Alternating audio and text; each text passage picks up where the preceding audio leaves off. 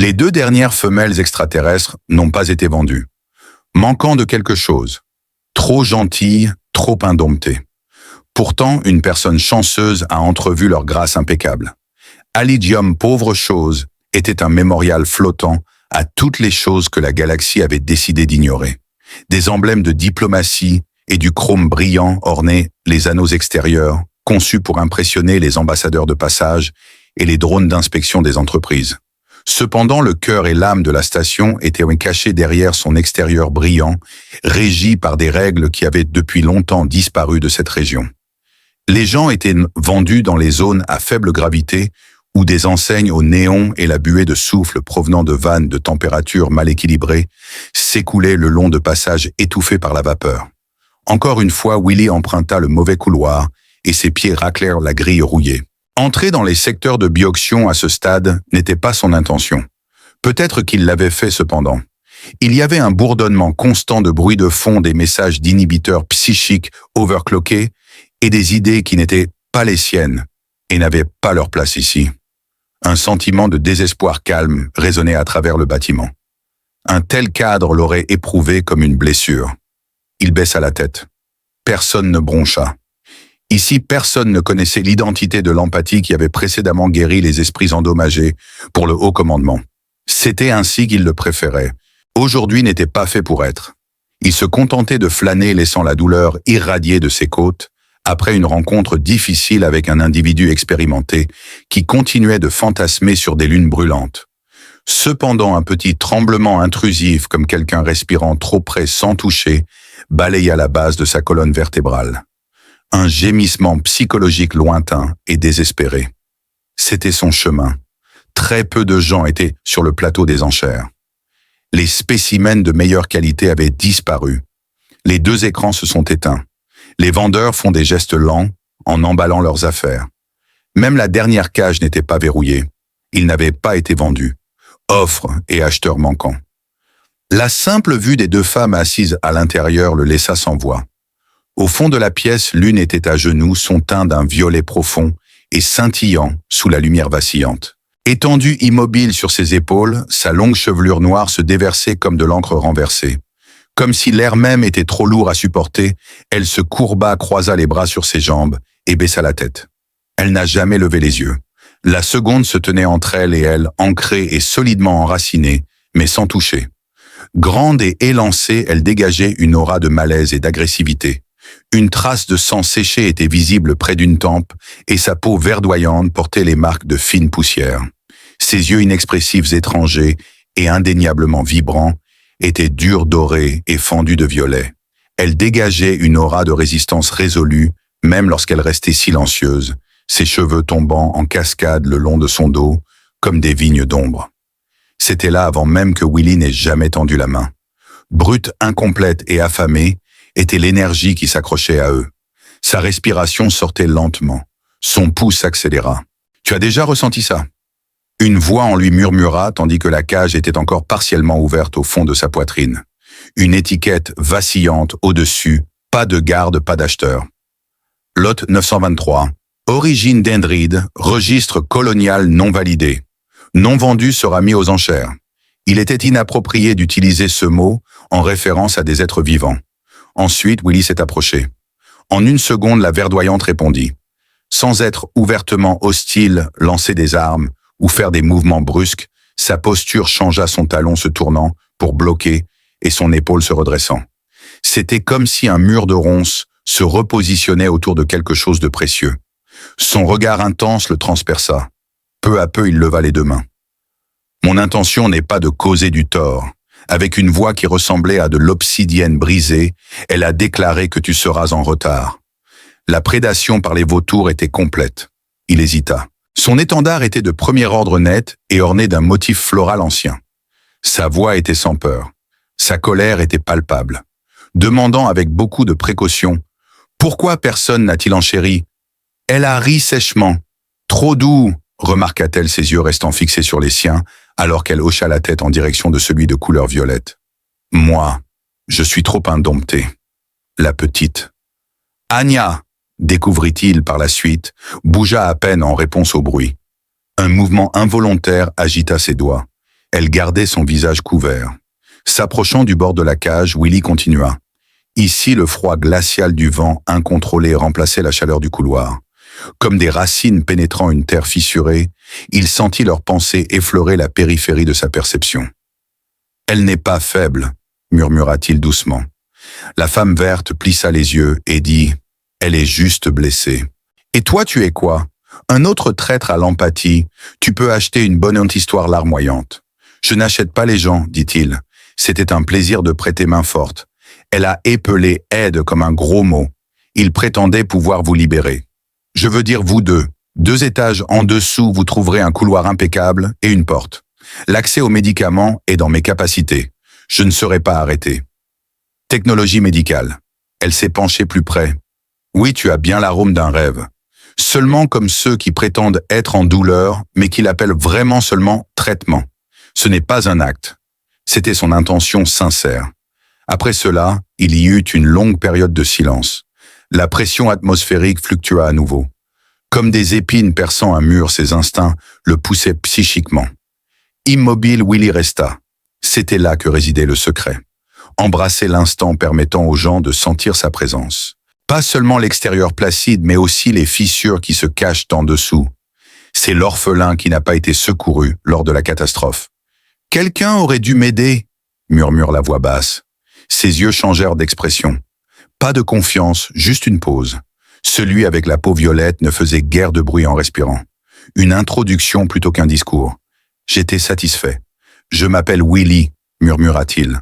Alors qu'elle le fixait de ses yeux émeraudes, la femme dit « Tu n'as pas besoin de me dire le tien. » Indifférente, elle resta immobile. Ensuite, elle s'est penchée doucement sur son ami pour l'aider à se relever.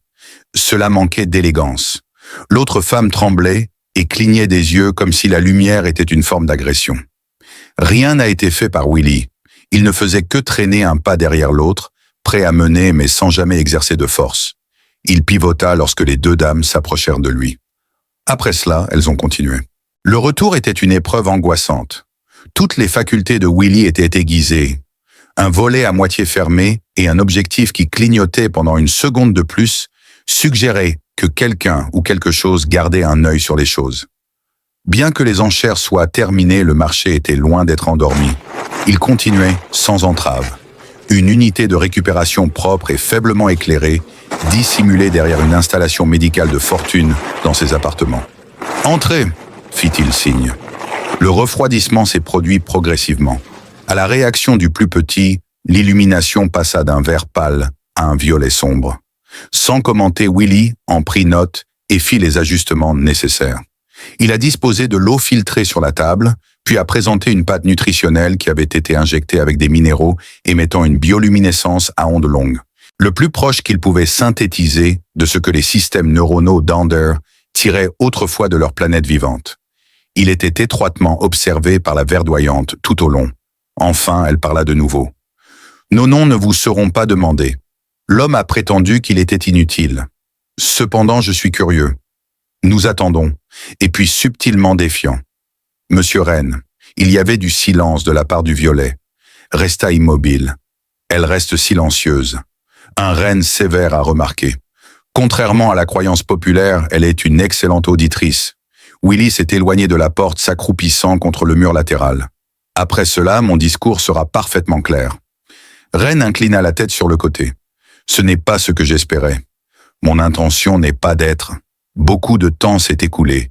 Puis Rennes sortit un objet d'un petit repli de sa ceinture. Un vieux morceau de métal enroulé, rouillé et cassé suspendu par un fil. Il était attaché autour de son poignet par elle, très soigneusement. Il n'y aurait plus de chaîne, dit-elle. Juste des souvenirs.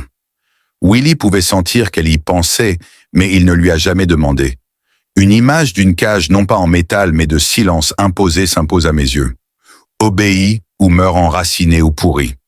Il la regarda non par sympathie, mais par compréhension. En croisant son regard, Rennes sentit une douce présence emplir la pièce pendant un bref instant. Assise à côté de la femme qui restait silencieuse, elle gardait une main près, mais sans toucher le dos de la femme. Il y avait un léger tremblement dans les épaules d'Anna. « Lève-toi et va contre l'autre mur. » Il est ensuite resté silencieux pour le reste de la journée. Samedi. Ce n'était pas nécessaire.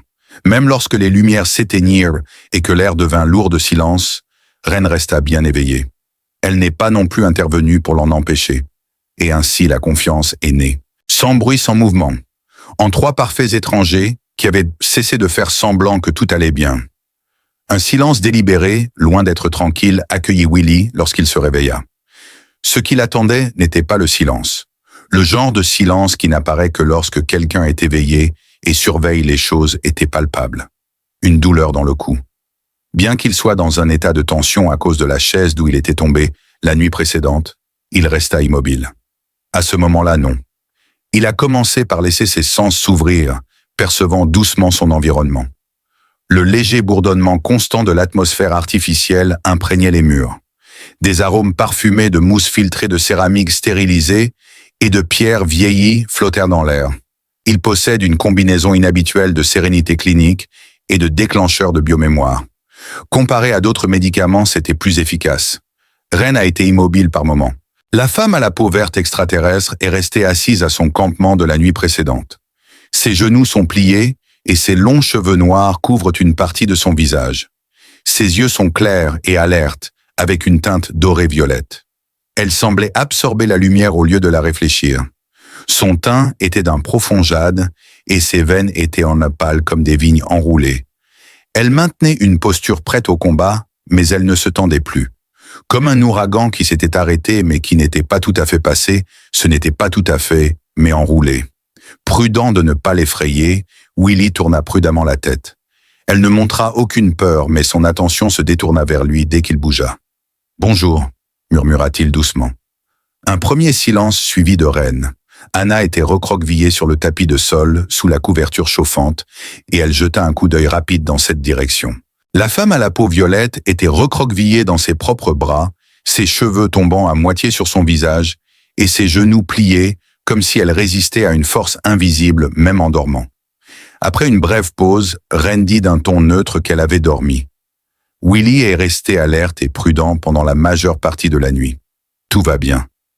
Dans son sommeil, elle sanglotait. Il s'est arrêté à cause de cela. Il s'est levé, a détendu ses bras et a hoché la tête d'un signe. Le sommeil ne lui suffira pas. La faim l'a consumé. Ren a dit qu'il n'avait pas faim. La faim n'est rien de nouveau pour elle. Les choses sont différentes avec ça. Oui, j'en suis conscient. En saisissant une séquence nutritionnelle, il se dirigea vers l'unité d'angle. Un léger clignotement de la console. C'est une défaillance de l'esprit. Elle a un rythme neural irrégulier. Bien qu'elle soit coupée de son réseau d'origine, elle continue de recevoir des retours sous forme de fantômes. Une reine debout s'est approchée de lui. Elle glisse sur l'eau avec la grâce d'un grand félin, mais ses pas sont lourds. Elle parlait d'une voix douce. « Il semble que tu prennes des risques. Je suis éduqué. » C'était son erreur, a-t-il dit. En effet, l'intuition joue un rôle dans une certaine mesure. Cela l'irritait. Il était perspicace. Les bras croisés, sa peau verdoyante, scintillait de motifs, rappelant les écorces réchauffées par le soleil. « Tu as mal deviné ?» remarqua-t-elle, avant de s'interrompre. « Je vais m'assurer que vous comprenez son importance. » Willy prétendait comprendre, au-delà de votre compréhension. Un bol d'amidon chaud, mélangé à une protéine de vigne bioactive, une pâte nutritive douce, spécialement conçue pour les systèmes digestifs sensibles des êtres extraterrestres, lui fut apporté par le distributeur qui pépia son klaxon. Accompagnant cela, il versa une tasse d'infusion de racines robustes, infusée à température corporelle pour une boisson peu stimulante et riche en minéraux. Après les avoir posés sur la petite table qui les séparait, il recula d'un pas. En se retournant pour lui faire face, Ren aperçut la nourriture. « Qu'est-ce qui se passe ? Tu crois vraiment qu'on va manger ça sans d'abord le vérifier ?» Alors qu'il s'enfonçait dans son siège, Willy lui assura qu'il ne serait pas vexé si elle le faisait. « Cependant, je ne me serais pas préparé avant de te nuire. Au contraire, j'aurais attendu que tu sois fatigué. » Il y avait un tremblement sur les lèvres de Ren. Pas exactement un sourire, mais certainement une libération inconsciente de tension. Elle avança prudemment, saisit le bol et en but. Pour traiter, elle s'arrêta. « C'était presque correct, » murmura-t-elle. « La saveur est similaire à celle du bouillon de racines de basse colonie. Sans la cendre, pas de mordant. Il a prétendu qu'il n'avait plus de cendre. J'étais surpris que tu ne le remarques pas. » Il y eut un grognement de Ring. Elle commença à boire plus lentement. Sa respiration devint plus régulière alors que la chaleur atteignait son centre. Ses épaules se détendirent légèrement bien qu'elle ne le dise jamais. « Je pensais que tu t'endormirais », remarqua-t-elle après une minute en s'asseyant sur le sol à côté d'Anya, qui était allongée. « En effet, je l'ai fait, dit Willy. Ce n'était pas toi. N'a pas pu le faire. » Elle se donna une petite tape sur la tempe. Bourdonnement en arrière-plan. Ça lui est apparu. Plutôt qu'un son audible, c'est plus semblable à une sensation de picotement qui persiste sous la peau même en l'absence de contact physique, semblable à un événement traumatique. Anya était l'objet de leur regard. La femme à la peau violette était restée immobile, mais sa respiration était devenue plus régulière. Elle avait une qualité éthérée, radiance subtile même dans l'obscurité, peau aussi lisse qu'un coucher de soleil. Alors qu'elle pendait nouée et humide aux extrémités, à cause de la brume recyclée dans les filtres à air, ses longs cheveux noirs cascadaient sur sa clavicule. Elle n'avait pas prononcé un mot. « Elle reste silencieuse », demanda délicatement Willy. « Elle ne l'a pas fait depuis l'automne », remarqua Ren. Aucun mot utilisé. Sa voix qu'elle fredonnait autrefois à travers les vignes et murmurait aux racines semble s'être évanouie. « L'écho est toujours là, mais il est faible », dit Willy en se déplaçant et en se penchant légèrement en avant. « Bien sûr, je peux être d'une aide. » Lentement et avec soin. Zone restreinte. Les pupilles de Ren se contractèrent. Elle t'a dit de ne pas traiter l'assistance comme une panacée. Cependant, en tant que guérisseur ou personne qui aide les autres, tu attends une réciprocité. Confiance, appréciation, abandon. Vous n'avez pas besoin de nous pour terminer le récit du Sauveur. Pour être clair, il ne demandait pas que vous fassiez quoi que ce soit. Rien ne devrait m'être rendu. « Vous le ferez », murmura-t-elle. William s'arrêta. En parlant doucement, il se souvint de quand j'étais enfant. Pendant la fracture de 10 ans, ma navette d'évacuation d'urgence s'est écrasée. Au moment où les vaisseaux de secours atteignirent la bordure, il était trop tard. Bien que vivant, j'étais trop blessé pour être considéré pour une place en salle de soins, alors l'un d'eux a inspecté les débris et m'a abandonné. C'est ainsi que tout est organisé. Des mesures efficaces sont prises. Son regard se tourna vers Ren. « Je ne suis pas un employé du système », conclut-il. Ce qui suivit n'était pas un silence glacial. Intriguant, ça. Cela réveilla Anya. Ils se retournèrent tous les deux. Ses yeux se posèrent sur la table alors qu'elle clignait doucement des yeux. Elle fixa le bol alors que ses pupilles se dilataient. Ren était rapide, délicate et déterminée. Elle tendit la main et toucha les lèvres d'Anna avec un morceau de la nourriture tendre qu'elle tenait entre ses doigts. « C'est chaud », dit-elle par-dessus son épaule. Elle ouvrit sa paume et tressaillit, puis dit « Pas d'acide, pas de produits chimiques ». Anya ne réagit pas. Ren lui tendit l'assiette de nourriture. En se précipitant vers ses lèvres, Anna la leva.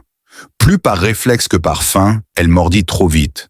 Elle se força à se calmer après avoir légèrement étouffé et haleté. Sans avertir, des larmes commencèrent à couler de ses yeux. Willy ne dit rien. Il se contenta d'observer. Anna garda sa voix basse. Elle ne bougea guère d'un pouce, mais ses épaules tremblèrent une fois. Cependant, elle persista à dévorer de petits morceaux. Pendant ce temps, ses doigts la tremblaient. Ren murmura doucement qu'elle se rappelle le goût. Se sentir vivante est quelque chose dont elle se rappelle. Willy serra les dents et cligna des yeux. Il lui assura qu'elle allait bien. Sous son angoisse, elle est enterrée, corrigea Ren. Il y eut une longue période de silence pendant qu'ils restèrent là.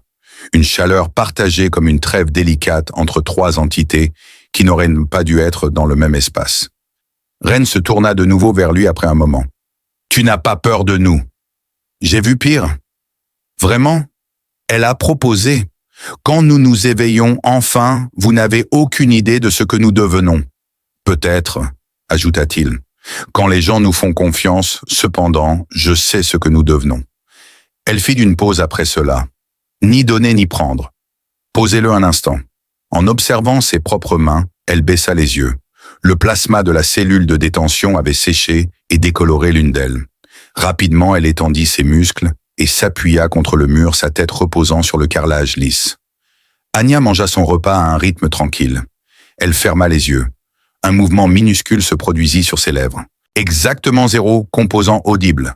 Juste un léger bourdonnement comme un souvenir lointain, mais Willy pouvait encore l'entendre. Aussi délicatement qu'un pétale caressant la peau, une seule fréquence mentale effleura ses pensées. J'étais satisfait. Il ferma les yeux et laissa le son résonner doucement dans les recoins de son âme qui se souvenait de la douleur de l'abandon. Bien qu'elle ne parlât pas, elle répondait. Sur cette planète, c'était plus que ce que la majorité des gens offraient jamais. Les mains tranquillement enfoncées dans les poches de son manteau, Willie se tenait au bord de la pièce, observant la première vague de transformation alors qu'elle imprégnait lentement l'atmosphère. On ne pouvait nier sa subtilité. La locutrice était Anya. Très peu, peut-être un mot ou deux au maximum. À l'aube de l'éveil, il y avait un murmure subtil, qui n'était ni un grognement, ni un murmure inconscient. C'était planifié, cela transmettait l'intention de la forme. Une conception sonore significative. Dès que Ren l'entendit, elle se figea. Ce silence qui s'était installé sur eux, celui qui avait duré des jours sinon des semaines, se brisa comme une ligne de gel sous le soleil. Willie resta immobile. Il aurait dû savoir qu'il ne fallait pas se précipiter pour occuper cet endroit. Il fallait attendre que certains silences résonnent avant de les pénétrer. C'était le moment pour Anya de se détendre sur le coussin chaud, pliant les genoux contre sa poitrine, plaçant soigneusement les mains près de sa bouche. Son teint, un violet velouté avec des reflets irisés, scintillait subtilement dans la lumière filtrée de la station. Sa respiration était devenue différente. Ni tremblante, ni anxieuse, simplement régulière. Une cadence inconnue. Ren s'est agenouillé à côté d'elle, une paume fermement posée sur le sol, comme s'il ne savait pas s'il devait protéger Anna ou lui laisser de l'espace. À mesure qu'elle s'approchait, ses cheveux sombres tombaient en cascade et sa peau verdoyante réfléchissait la lumière en courbes profondes et mate aussi riche que la pierre des forêts. Selon Ren, Willie n'avait jamais entendu une voix aussi douce auparavant. « Tu as dit quelque chose » dit Ren. Après un lent clignement des yeux, Anya inclina légèrement la tête pour plonger son regard dans le sien. À son retour, sa voix était délicate, éraillée mais définitivement authentique, chaleureuse. Voilà. Un seul mot. Cependant, c'était comme tourner la clé dans une serrure qui n'avait pas été ouverte depuis que leur monde s'était effondré. Après un moment de surprise, Ren se recula. Enfin, Willie avança prudemment ses bottes, produisant le son le plus délicat en claquant sur le sol. Il demanda alors « En voudriez-vous plus ?» Anya maintenant un ton jovial. En le regardant, Anya dit « Pas de pression », minutieusement examiné. Ses yeux avaient la teinte particulière et douce de la brume d'un lac glaciaire, un léger violet argenté. Aucun d'eux ne recula, ni ne fléchit. Elle semblait chercher une forme en laquelle elle pourrait mettre sa foi en le regardant simplement. D'un signe de tête, elle donna le signal.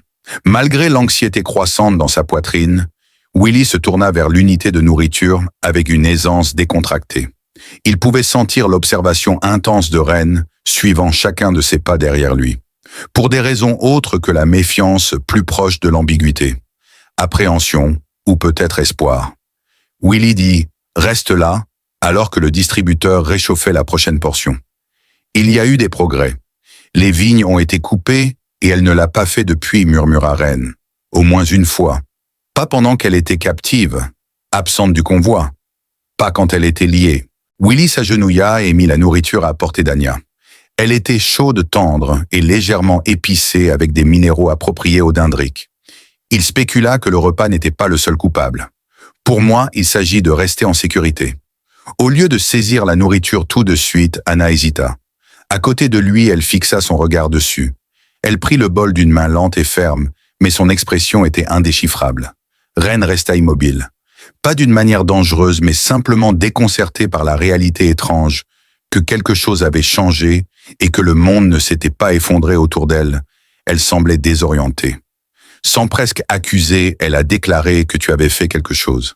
Selon Willie qui s'était assis sur ses talons, il prétendait ne pas avoir fouillé dans ses pensées. Elle était prise au dépourvu. Cependant, j'ai ramené l'espace sur Terre et atténué le brouhaha psychique ambiant. Personne ne lui criait plus dessus. Est-ce la station ? Demanda Ren. Selon Willie, c'est l'univers. Cette fois, Anya a mesuré sa bouchée. C'était déglutissant. Elle a avalé après avoir mâché. Elle a fermé les yeux, laissé la chaleur se dissiper. Ren a rapporté qu'elle entendait moins maintenant. C'était trop de bruit au début, mais peut-être que le silence n'est plus aussi dur. Selon Willie, le silence est neutre. Il devient brutal quand on le traverse avec douleur. La fiabilité lui apporte le calme. Ren a choisi de ne pas répondre. Elle a fixé Anna comme si elle essayait de mémoriser ses traits, comme si elle était sujette à disparaître à tout moment. Après une petite pause, Anna reprit la parole. Bien que sa voix restât délicate, elle fixa son regard intense sur Ren à ce moment-là. Elle dit que tu avais mal dormi. Ren fronça légèrement les sourcils après avoir cligné des yeux. Survivre était ta principale préoccupation. Nous avions besoin que l'un de nous reste pragmatique. Anya était accompagnée d'un sourire, très fugace mais très réel. Assis en tailleur sur le sol, Willy observait le couple. Il resta silencieux par la suite. Ce n'était pas nécessaire. Quelque chose avait changé dans cette pièce. Le temps n'était pas simplement calme. Il n'avait pas été aussi vivant depuis leur arrivée. À ce moment-là, Anya le regarda. Bien que sa voix fût encore faible, elle était devenue stable. « Essayais-tu de nous montrer quelque chose ?» William inclina la tête sur le côté. La raison étant que vous aviez besoin de la validation d'un autre être humain. Alors qu'Anya l'observait, il finit par prendre la parole en disant « Quand j'étais enfant, j'ai trop attendu que quelqu'un vienne. Je me demande encore ce que cela aurait signifié si quelqu'un l'avait fait. » Il a répondu « Non » quand on lui a demandé s'il pensait pouvoir les aider. Les gens n'ont pas besoin d'être réparés. Je ne fais que m'asseoir à leur côté pendant qu'ils apprennent à refleurir. Il semble que cette réponse lui ait suffi. Elle a hoché la tête une seule fois avant de rendre sa nourriture. Personne n'a dit un mot pendant un bon moment. D'une voix basse, Ren a ajouté « Il y avait une autre raison pour laquelle nous n'avons pas vendu. » Willy a regardé par-dessus son épaule. Elle était sur le point de sourire quand elle a dit « Parce que tu es trop sauvage. Non parce que nous avons fait saigner l'esprit du dernier amer. » Il s'est retourné. « Quoi ?» Ren demanda d'un ton froid testant sa réaction à sa tentative de la toucher. Contrairement à elle, je répondis. Le sol de vente était le reflet de ma colère. Essoufflé, il convulsa. Une crise résonnait-il. Leurs erreurs restèrent d'un sans correction. Selon Willy, tu l'as protégé. Eh bien, Ren murmura quelque chose sous son souffle. Avant qu'ils ne fassent quoi que ce soit, je les ai avertis. En dessous d'eux, Willy observait. L'une des deux survivantes de l'effondrement de la colonie est verte et féroce, cachant sa tristesse sous des barbes. L'autre est muette et a la peau violette, et elle se réveille maintenant avec des mots doux. Bien qu'ils ne soient pas liés par le sang, ils étaient unis par l'expérience partagée de travailler la même terre dévastée. La pièce était de nouveau silencieuse, bien qu'elle ne semblait pas déserte. Anna posa une dernière question. « Pourrait-il être que tu rêves ?» Il hésita. « Avant je le faisais, » remarqua-t-il. Ses yeux rencontrèrent les siens. « De nos jours, tu ne le fais pas. Je ne suis pas intéressé à participer. » Un sourcil fut levé par Ren. « Tu sembles vraiment désintéressé. Selon lui, je ne le suis pas. Mes rêves ne se sont jamais sentis en sécurité ailleurs. » Même si Anya restait silencieuse, une expression perplexe traversa son visage, étrangement entrelacée avec l'empathie. Après une petite pause, Ren murmura d'un ton non sarcastique. « C'est peut-être ici que tu le trouveras. » Willy resta silencieux cette fois-ci. Il laissa simplement les possibilités s'installer en respirant la chaleur paisible de la pièce. La pièce était confortable, sombre et dépourvue de bruit. Anna n'avait aucune idée que ces trois choses pouvaient coexister plus longtemps. Son petit lit de camp reposait contre le mur lointain, alors qu'elle était recroquevillée, sa peau violette, illuminée par la douce lueur dorée de l'éclairage filtré de la station. Sa respiration s'était stabilisée.